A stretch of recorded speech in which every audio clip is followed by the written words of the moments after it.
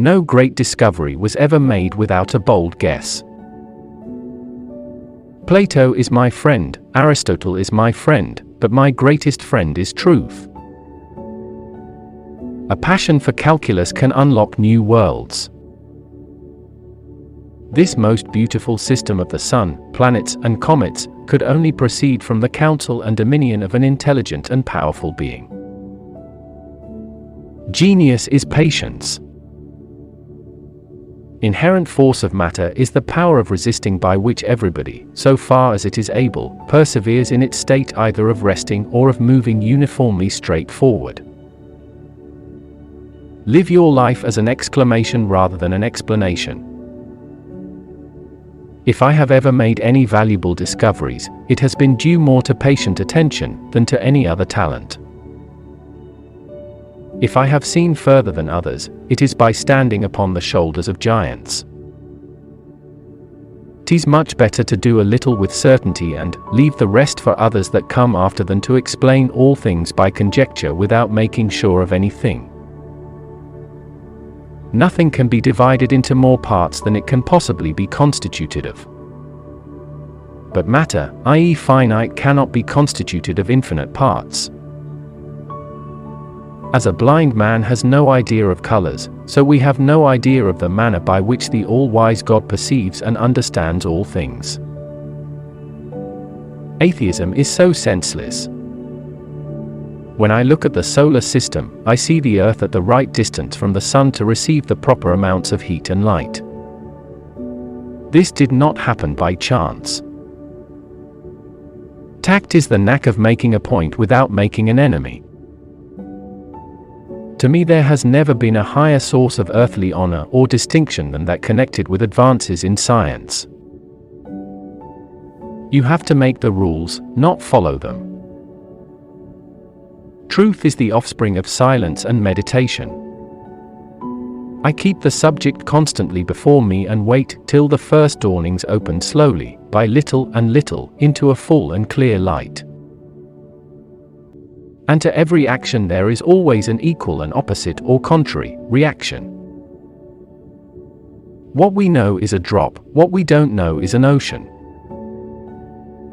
The proper method for inquiring after the properties of things is to deduce them from experiments. In the absence of any other proof, the thumb alone would convince me of God's existence. To myself I am only a child playing on the beach, while vast oceans of truth lie undiscovered before me.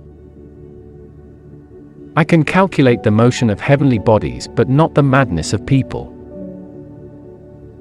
He who thinks half-heartedly will not believe in God, but he who really thinks has to believe in God.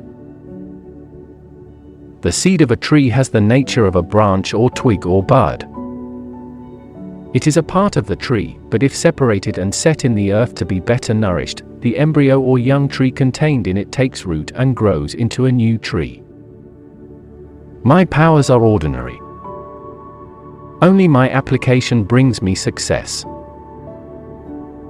Truth is ever to be found in the simplicity, and not in the multiplicity and confusion of things. We build too many walls and not enough bridges. An object that is at rest will tend to remain at rest. An object that is in motion will tend to remain in motion unless acted upon by an outside force. If others would think as hard as I did, then they would get similar results. We are to admit no more causes of natural things than such as are both true and sufficient to explain their appearances. Gravity explains the motions of the planets, but it cannot explain who sets the planets in motion. All my discoveries have been made in answer to prayer. The more time and devotion one spends in the worship of false gods, the less he is able to spend in that of the true one. Nature is pleased with simplicity. And nature is no dummy. I believe the more I study science, the more I believe in God. A man may imagine things that are false, but he can only understand things that are true, for if the things be false, the apprehension of them is not understanding. If I have done the public any service, it is due to my patient thought. Sir Isaac Newton was asked how he discovered the law of gravity. He replied, "By thinking about it all the time."